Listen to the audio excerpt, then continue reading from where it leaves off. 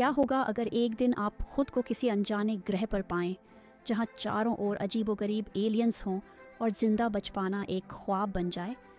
आज की कहानी है ऐसी ही एक खौफनाक सफ़र की। कहानी की शुरुआत मिक्की से होती है, जिसने अपने दोस्त की एडवाइस सुनकर एक बड़ा लोन लिया था और मैक्रोनी शॉप खोली थी। मगर उसकी किस्मत बेहद ख़राब थी और मैक्रोनी शॉप ज़रा भी नहीं चली। लोन माफियाज उसे और उसके दोस्त टिमो को पकड़कर परेशान करना शुरू कर चुके थे। वे लोग लोन ना चुकाने वालों का दुनिया के हर कोने तक पीछा करते थे। अभी टिमो और मिक्की के पास कुछ और दिन बाकी थे पैसे चुकाने को, मगर उनके पास ज़रा सा पैसा भी नहीं बचा था।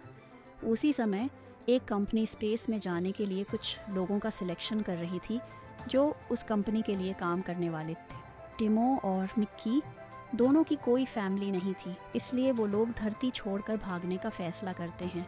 उनके ही तरह वहाँ कई और लोग थे जो उस कंपनी के स्पेस मिशंस का हिस्सा बनना चाहते थे। टिमो किसी तरह अपने पायलट लर्निंग लाइसेंस का इस्तेमाल करके सिलेक्ट हो जाता है, मगर मिक्की को सिलेक्ट होने के लिए एक खतरनाक कैटेगरी चुननी पड़ती है, जिसमें उससे पहले और किसी ने भी अप्लाई नहीं किया था। वो कैटेगरी थी एक्सपेंडेबल। मिक्की ने पॉलिसीज तक नहीं पढ़ी थी, वह बस किसी भी तरह सिलेक्ट होना चाहता था, इसलिए उसने इस कैटेगरी में अप्लाई कर दिया था। उसके फॉर्म सबमिट करते ही वहाँ बैठी स्टाफ एक कॉल लगाती है और एक लेडी वहाँ से मिक्की को ले जाती है। वो लेडी मिक्की को एक स्पेसशिप के अंदर लेकर जाती है, जहाँ वो मिक्की को एक मशीन दिखाती है। ये कोई मामूली मशीन बिल्कुल भी नहीं थी। इस मशीन से इंसानी शरीर को प्रिंट किया जा सकता था। उस मशीन के नीचे ही एक ऐसा गड्ढा था जिसमें स्पेसशिप के हर तरह के कचरे को फेंका जाता था, जैसे ह्यूमन वेस्ट, चिकन बोन वगैरह। ये मशीन सारे वेस्ट को रिसाइकल करके नए ह्यूमन बॉडी को प्रिंट कर देती थी। अब वो लेडी मिक्की को कपड़े देती है और उसे नॉर्मल कपड़े चेंज करने को कहती है। कपड़े चेंज करने के बाद मिक्की को उसी मशीन में लिटाया जाता है और उसके शरीर की सारी इन्फॉर्मेशन उस मशीन में स्टोर कर ली जाती है। साथ ही उसके दिमाग की सारी मेमोरीज और उसकी पर्सनालिटी को एक ईंट की तरह दिखने वाले ड्राइव में सेव कर दिया जाता है। इस प्रोसेस में मिक्की को कुछ पुरानी बुरी यादें वापस आने लगती हैं। उसके बाद वो लेडी मिक्की को एक कमरे में ले जाती है और कहती है कि एक आखिरी चीज़ बाकी है। फिर वो उसके सिर पर गन लगाती है और ट्रिगर दबाने को कहती है। वो कहती है, इस काम में तुम्हें मरने की आदत डालनी पड़ेगी और इसकी शुरुआत अभी से होगी। मिक्की किसी तरह हिम्मत जुटाता है और ट्रिगर दबा देता है, मगर गन से गोली नहीं निकलती और आखिरकार मिक्की उस स्पेसशिप का हिस्सा बन जाता है। अब उसे 4 साल का एक लंबा वक्त इसी स्पेसशिप पर बिताना था। उस स्पेसशिप में खाने को अजीब तरह के खाने दिए जाते थे और लिमिट से ज़्यादा खाना लेना बिल्कुल भी अलाउड नहीं था। अब तक स्पेसशिप में मिक्की का कोई दोस्त नहीं था। लीमो ने भी अब मिक्की के साथ रहना बंद कर दिया था। मिक्की सबके बीच होते हुए भी अकेला था और बैठकर उस अजीब से खाने को खा रहा था। उस जगह पर बड़ी शांति थी, लेकिन तभी वहाँ मार्शल, जो कि स्पेसशिप का लीडर था और पूरा प्रोजेक्ट उसी के पैसों पर चल रहा था, अपनी पत्नी याल्फा के साथ उस कमरे में आता है। सभी लोग तालियां बजाने लगते हैं और उसे चीयर करने लगते हैं। मिक्की ये सब देख ही रहा होता है कि उसकी नज़र एक लड़की नाशा पर पड़ती है। नाशा मिक्की को अपने पास आकर बैठने का इशारा करती है। मिक्की उसके पास जाकर बैठ जाता है, जहां उसकी नाशा से अच्छी दोस्ती हो जाती है। मार्शल कुछ देर तक वहां स्पीच देता है और शिप के रूल्स और रेगुलेशंस के बारे में सभी को समझाता है। अब मिक्की अपना ज़्यादातर समय नाशा के साथ हंसी मजाक में बिताया करता था, मगर जब नाशा अपने काम में बिजी होती थी तब मिक्की फिर से अकेला पड़ जाता है और कई बार शिप के दूसरे लोग उसका मजाक भी उड़ाया करते थे, क्योंकि उस पर कई अजीब अजीब एक्सपेरिमेंट्स किए जाते थे और मरने के बाद उसे फिर से रिप्रिंट कर दिया जाता था। कई बार इसी कारण से नाशा और मिक्की की दूसरे लोगों से लड़ाइयाँ हो जाती थीं। उसी वक्त एक और लड़की जिसका नाम काय था, वह भी मिक्की से दोस्ती करना चाहती थी। अब तक मिक्की 9 बार मरकर वापस रीप्रिंट किया जा चुका था।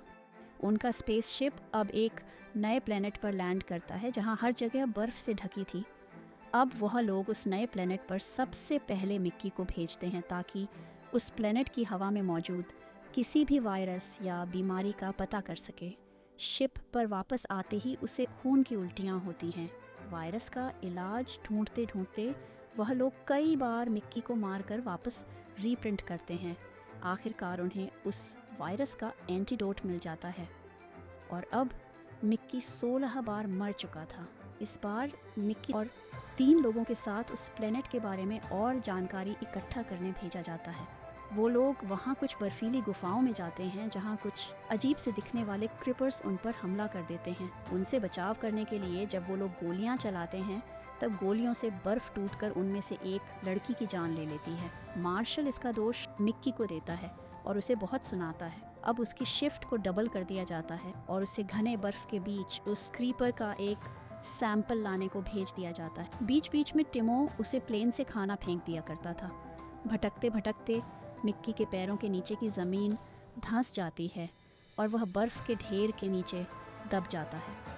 कुछ दिनों बाद उसकी आंखें खुलती हैं, तब वह खुद को जिंदा पाता है। टिमो वहीं से गुजर रहा होता है और उसकी नज़र मिक्की पर पड़ती है, मगर टिमो मिक्की से कहता है कि उसे कुछ ही घंटों में वापस रीप्रिंट कर दिया जाएगा, इसलिए उसकी कोई दिलचस्पी नहीं है उसे बचाने में। इतना कहकर टिमो वहाँ से चला जाता है। अब वहाँ क्रिपर्स आ जाते हैं। मिक्की को उम्मीद थी कि वो क्रिपर्स उसे चीर फाड़ कर खा जाएंगे, मगर ऐसा होता नहीं। ना जाने क्यों वो क्रिपर्स उसे बर्फ़ के ढेर में से बचाकर बाहर निकाल देते हैं। मिक्की बड़ा ही हैरान था कि क्रिपर्स ने उसे खाने के बजाय उसकी जान बचाई। तभी मिक्की देखता है कि बगल से ही एक ट्रक गुजर रही थी, जो कि उनके ही स्पेसशिप से किसी काम से आई थी। मिक्की किसी तरह उस ट्रक में चढ़कर बैठ जाता है। वह ट्रक सीधे जाकर स्पेसशिप में रुकती है, जहाँ मिक्की उस ट्रक से उतर जाता है, टाइम देखता है और कुछ देर बाद वापस अपने कमरे में चला जाता है, जहाँ वो देखता है कि उसके बिस्तर पे पहले से ही उसकी तरह दिखने वाला दूसरा मिक्की लेटा हुआ था। वो मिक्की 18 था। उसे देखकर मिक्की 17 बड़ा ही हैरान था। अब हमें एक कहानी दिखाई जाती है जिसमें हम देखते हैं जब पहली बार ह्यूमन प्रिंटिंग टेक्नोलॉजी खोजी गई थी, तब इसकी खोज करने वालों में से एक इंसान साइको था। उस इंसान ने अपनी कॉपियाँ बनाकर उनके साथ मिलकर शहर में बेघर भिखारियों को मारना शुरू कर दिया था। कुछ ही दिनों में उसकी सारी कॉपियों को पकड़ लिया गया और धरती पर पूरी तरह ह्यूमन प्रिंटिंग पर बैन लगा दिया था। मगर मार्शल ने अपनी स्पेस कंपनी के लिए धरती से बाहर इस टेक्नोलॉजी का इस्तेमाल करने की इजाज़त ले ली थी, मगर उसे साथ ही साथ एक नियम दिया गया था कि अगर एक साथ एक ही इंसान की 2 बॉडी मिलती है तब उस इंसान का ब्रेन डेटा डिलीट करके उसे हमेशा के लिए ख़त्म कर दिया जाएगा।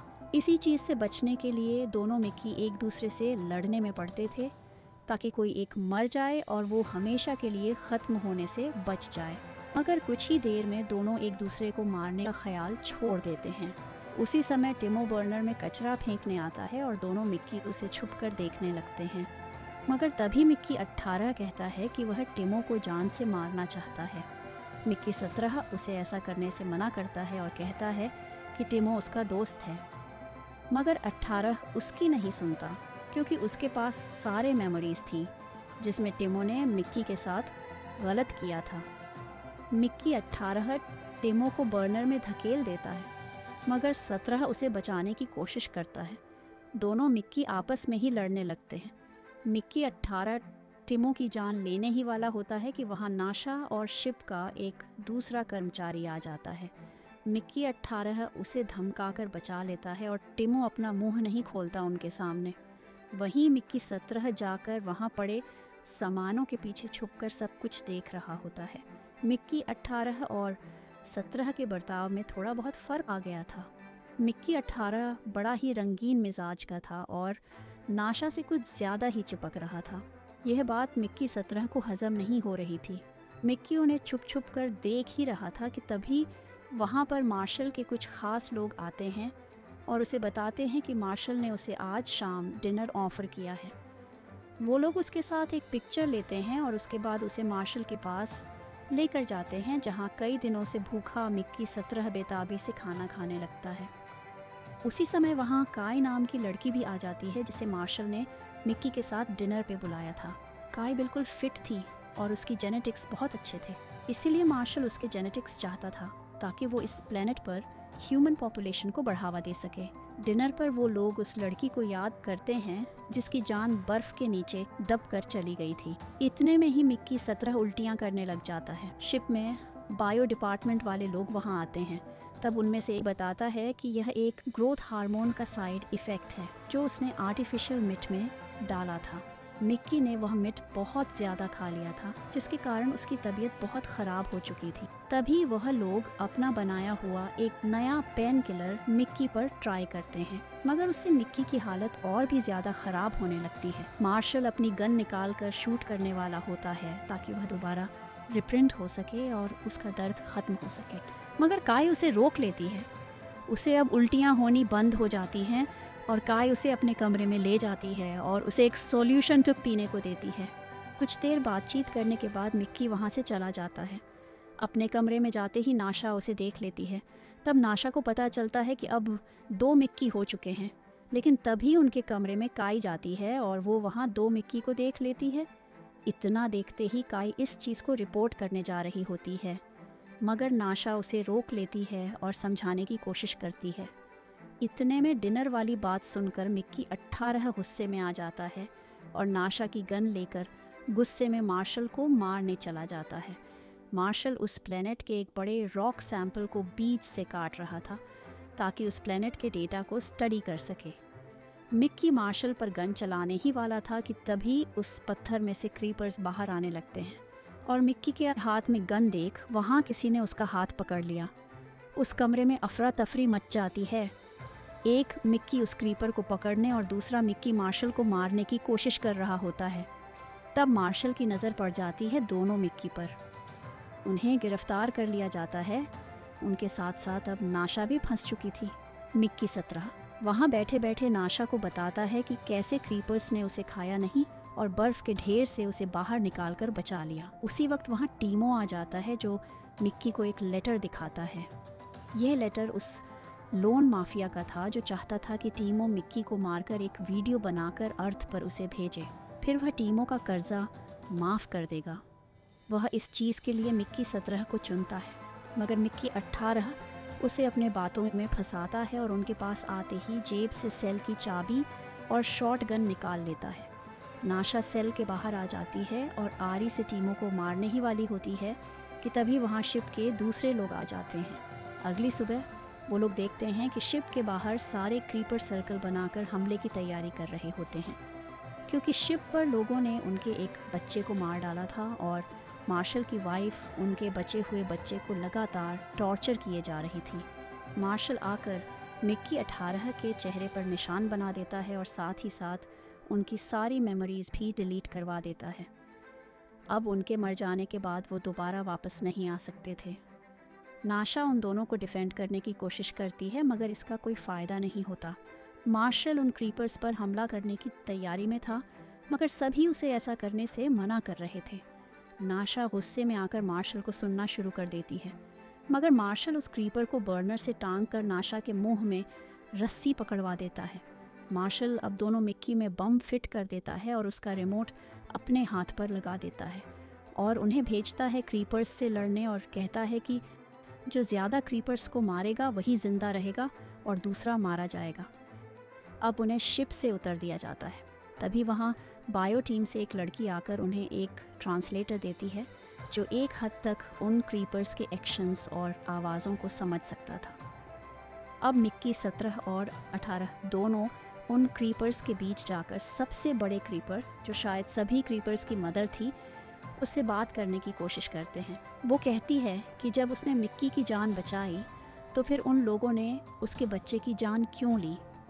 अगर उन्होंने उसके एक और बच्चे को मारा तो वो एक ऐसी साउंड निकालेंगे जिसे सुनकर सभी इंसानों के ब्रेन फट जाएंगे और सभी मारे जाएंगे। मिक्की उस कैमरे की तरफ इशारा करता है जिससे वो लोग उन पर नज़र रख रहे थे। इस इशारे का मतलब नाशा समझ जाती है और अब उसे बर्नर के ऊपर टंगे क्रीपर को सही सलामत वहाँ से ले जाना होगा। मगर क्रीपर मिक्की से कहता है कि केवल उस बच्चे को लाने से ही काम नहीं चलेगा, उन्हें सभी इंसानों में से किसी एक को मारना होगा क्योंकि उन्होंने अपना एक बच्चा खोया। अब मार्शल उन पर एक जहरीली गैस से हमला करने वाला था और स्पेसशिप से बाहर निकल चुका था ट्रक्स और आर्मर्स के साथ। वहीं नाशा ने किसी तरह मार्शल की वाइफ को पैरों में जकड़कर उनसे उसकी जान के बदले उस क्रीपर को बचा लिया और अब स्पेसशिप वाले भी मार्शल और उसकी पत्नी के खिलाफ हो चुके थे। अब मार्शल उन पर हमला करने का सोच ही रहा था कि सारे क्रीपर्स मिकी और क्रीपर को ढकने लगते हैं और उसे बचाने लगते हैं। मार्शल कंफ्यूज हो चुका था। अब सारे क्रीपर्स एक्टिव हो चुके थे। नाशा किसी तरह उस बच्चे को उसकी माँ के पास पहुँचा देती है और मिकी 18 मार्शल पर अटैक कर देता है और उसके हाथ में बंधे रिमोट में 18वां बटन दबा देता है, जिससे वो दोनों ही बम से फट कर मारे जाते हैं। अब 6 महीने बीत जाते हैं और अब लीडर नाशा को बना दिया जाता है। वो लोग ह्यूमन प्रिंटर्स को हमेशा के लिए ख़त्म कर देते हैं और सारी लड़ाइयाँ ख़त्म हो जाती हैं। टीमो पर कई दिनों बाद लोन माफिया का आदमी आकर हमला करता है, मगर टीमो किसी तरह उसे बर्नर में धकेल देता है और बच जाता है। इस तरह सुख और शांति से वह प्लेनेट पर खुशहाल ज़िंदगी बिताते हैं और मूवी यहीं ख़त्म होती है। दोस्तों, ऐसे ही एंड थ्रिलिंग रिकैप के लिए सब्सक्राइब करना मत भूलना।